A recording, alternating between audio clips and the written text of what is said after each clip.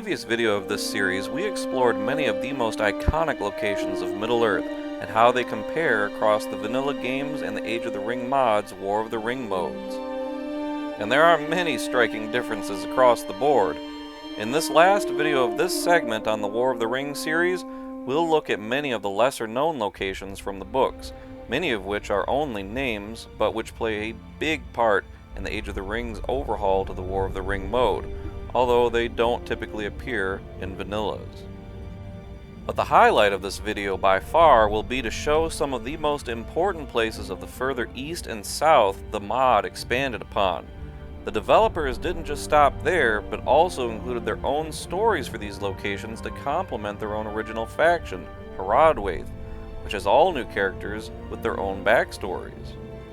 While the Forodwaith faction is centered on the south of Middle-earth, from Horondor into the furthest south, they also expanded into the east with their own Easterling sub-faction for the skirmish game especially, but to an extent in a War of the Ring scenario we'll explore later in this series, again complete with their own backstories for the characters and locations.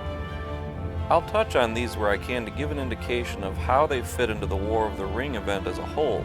Tolkien never elaborated in great detail on these people of the East or South during the late Third Age especially, so they are largely left to the imagination, which the AOTR devs used to great effect here. Aragorn in the books says he had ventured into some of these places, which he describes as places where the stars are strange. Well, let's see just how strange they are.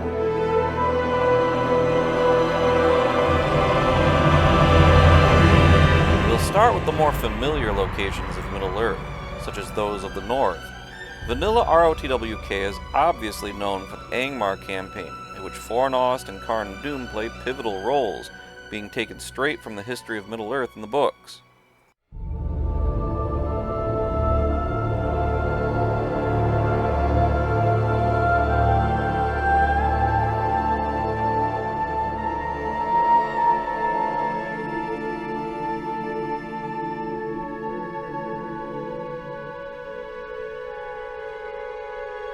In AOTR, the former fortress of the Witch King at Carn Dum is now a forlorn ruin, as it should be more than a millennia after its demise, as is Fornost.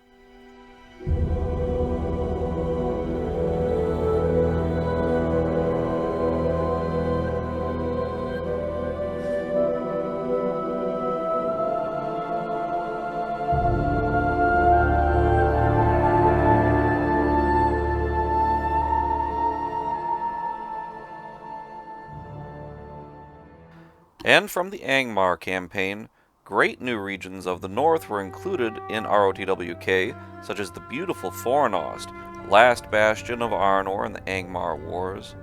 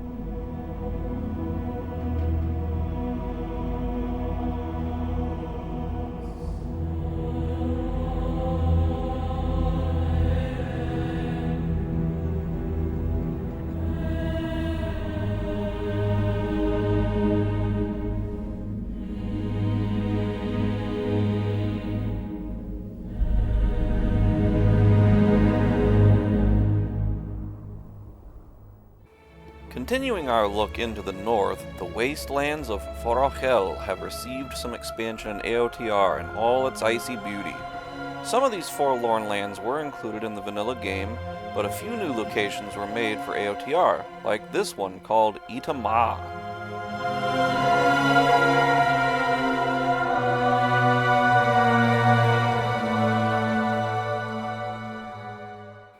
Remaining in the north, Mount Gundabad does appear in the vanilla game, but is not a fortress. In AOTR, the developers took a deep cut from the books and made it an old, ruined dwarven fortress, long since taken over by orcs and goblins. We see this very briefly in the last Hobbit film.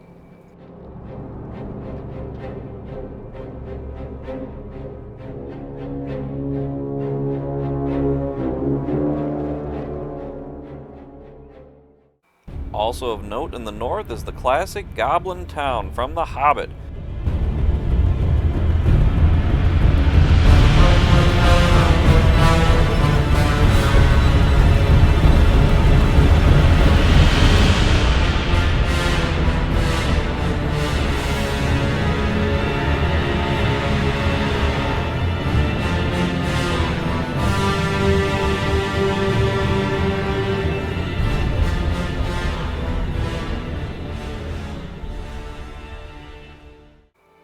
Framsburg is yet another place that, while found in the books, is only known by name and fully realized only in the Age of the Ring mod. Formerly the home of the ancestors of the Rohirrim before they migrated far south to Rohan, several hundred years before the War of the Ring, it here serves as the great stronghold for their kin, the AOTR.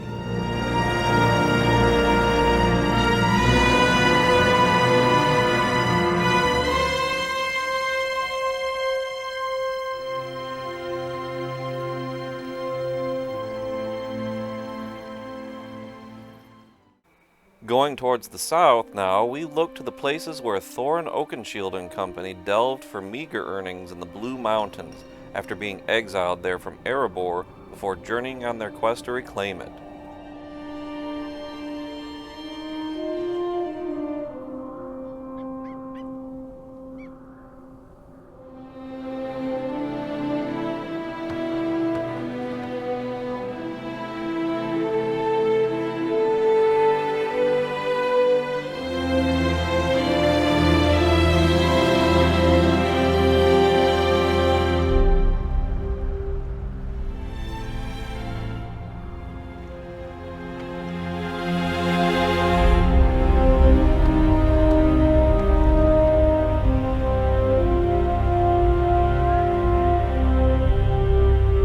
A second one to the north.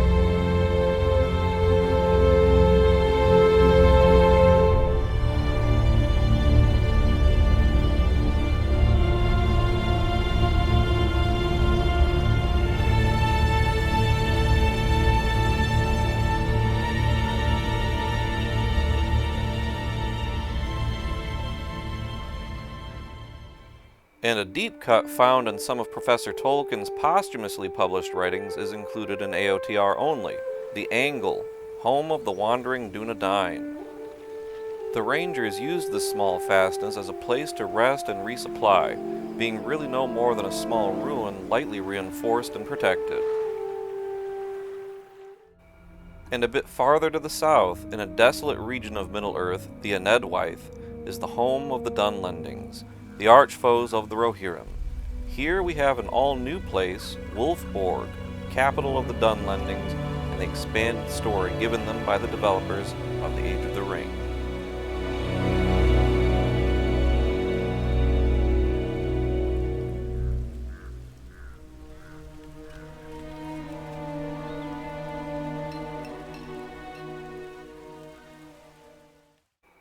And the last of the familiar places to be explored before we go into completely uncharted territory is this very deep cut from the books, Durthang.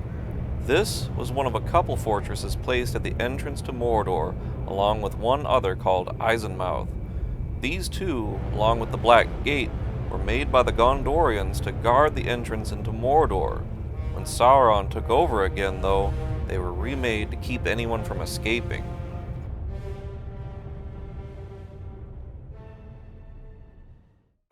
Expanding into the east now, we come to the domain of Dane Ironfoot and his own halls.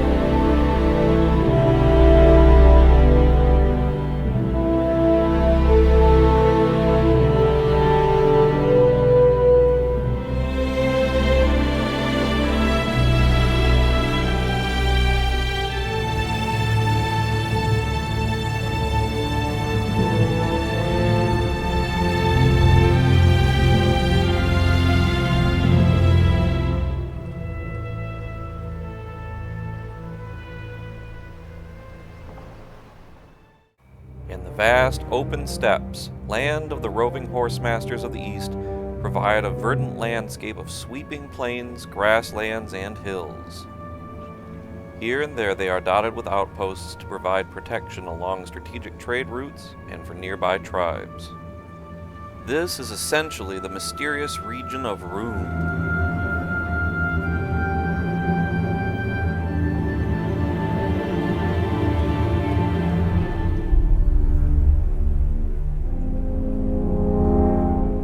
Is a fortress of the Easterlings watching over farmlands in this distant valley, whence comes its namesake. It is ruled over by a fierce Khan, a warlord of the East.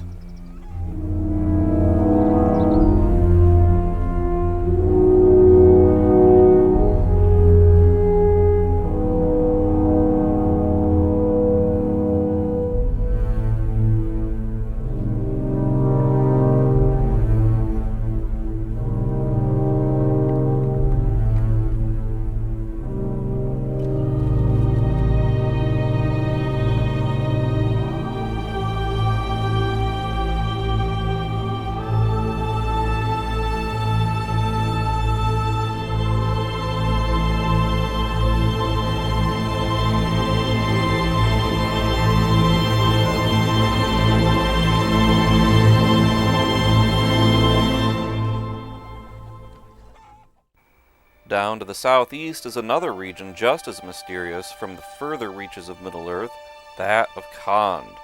The Varyogs, a warlike people, come from here and have been sworn enemies of Gondor for millennia. It is a land of rolling grasslands, rocky hills, and vast plains. There is no territory to show for this in vanilla, so AOTR made it to have 3 territories. The Varyogs were a force to be reckoned with during the War of the Ring, and are brought to life quite well in the Age of the Ring mod for the normal Mordor faction, but also the Rune Adventure or Alternate faction.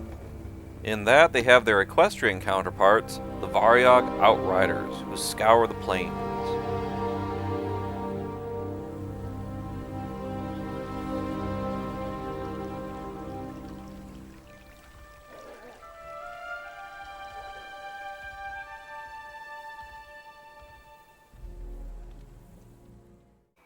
But by far, the South is now finally brought to life in ways not seen in any BFME game, in any book, or any film. As part of Far Harad and the deeper, darker places of the South, there are now many new deserts, jungles, coastal regions, and even fortresses to bring this mythic place to life. Here dwell the Mahudin, the fierce tribes caught up in the War of the Ring by the machinations of Sauron spreading fear in their ranks. The Mahudin mastered the giant Mumakil brought to the fields of Pelennor, but they are ruled over by the various warlords who do Sauron's bidding, part of a greater force of men who worship Sauron as a god. The Mahudin survive in the sweeping savannas as great runners and hunters, ever maintaining a deep connection with the great Mumakil, which become symbols of status for those who can maintain them, earning them the right to become great chieftains of war, whom the enemy quickly corrupted to his cause.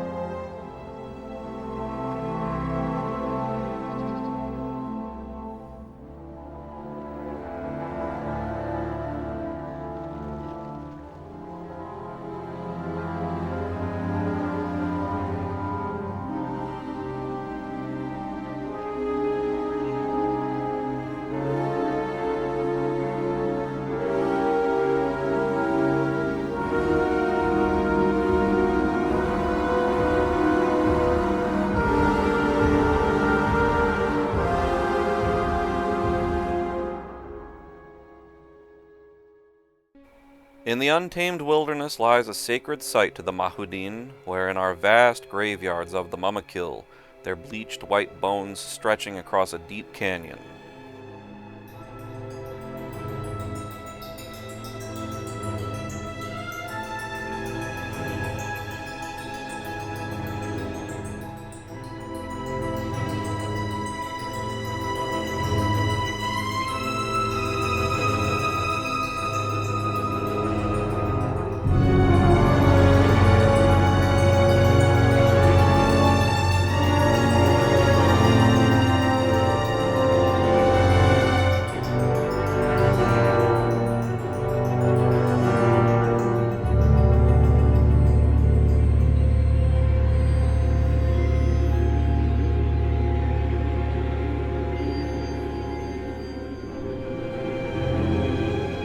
But other tribes are much more peaceful, such as the Amazir, which are nomadic and desert dwellers, packing up their tents and camels to travel to far-reaching places to find water and oases, and sharing their stories, secrets, and their hospitality with travelers whom they welcomed.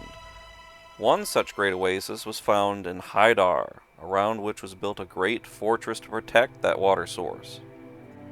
This fortress was built by the ancient Númenóreans themselves back in the Second Age, and has since changed hands many times, since any who claim it will control the region.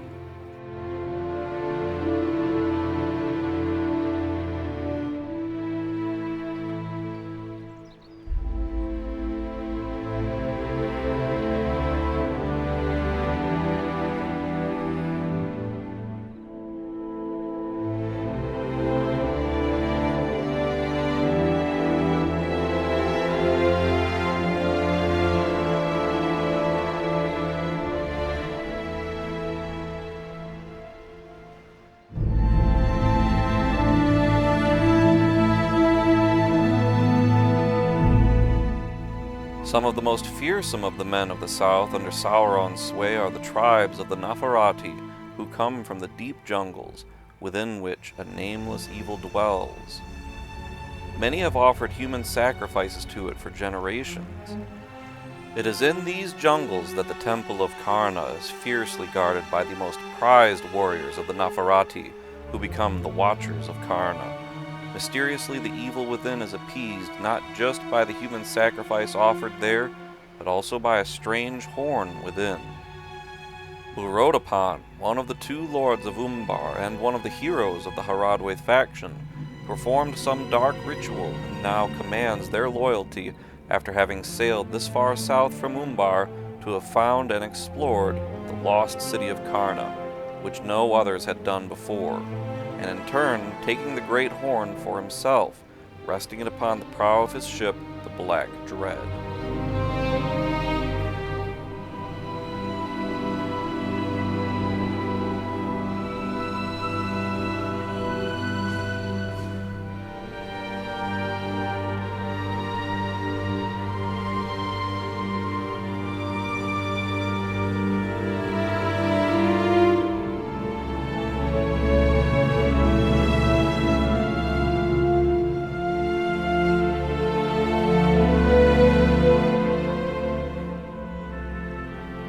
tribes have long since learned, however, to tame the wild animals as their own. But many have been brutalized by the Dark Lord's servants to be mindless brutes, deprived of much of their humanity by the dark arts to be troll-like. These were sent to the Pelennor fields as well, and did great harm. Their chief is Carn Dum, another of the great heroes of the Forodwaith faction. The desert of Lostladen is a highly unique location, in large part because of its red sands. Situated just south of Mordor, the black volcanic rock of the mountains juts out of the choked landscape, a place so desolate no orc or man can dwell here.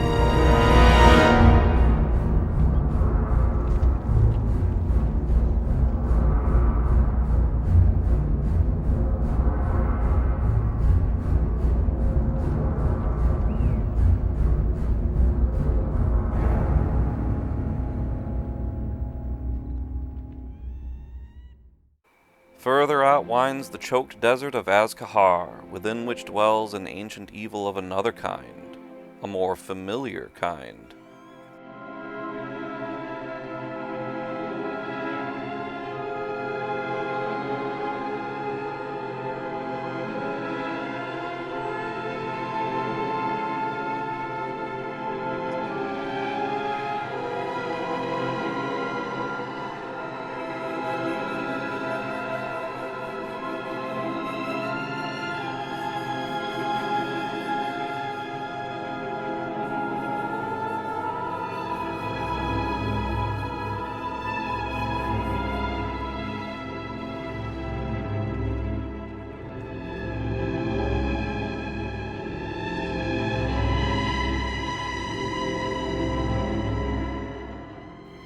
Buried beneath these sands are secrets long forgotten in ruins struggling to stay above the sands.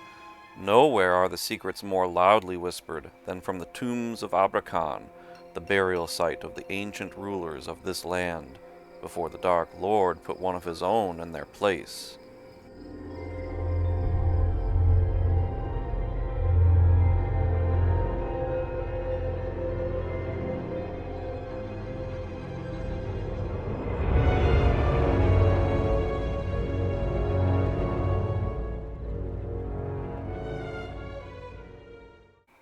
At the heart of the evil responsible for everything in the south was the mysterious Golden King, who was none other than one of the 9 ring wraiths in secret. Likely none knew his true identity. He ruled with dread fear from Abrakhan, an ancient city deep in the desert. Left in ruin for untold generations, the Golden King took up his abode once more to guide the Dark Lord's policies of war from these remote regions.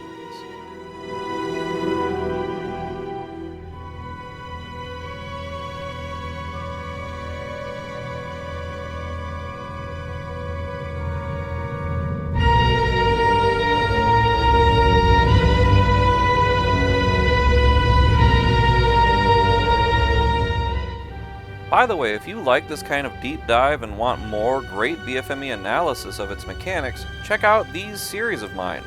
There's the Attribute Modifier series, where I break down in great detail how modifiers actually work, comparing the vanilla games to the massive overhaul the Age of the Ring mod implemented over them.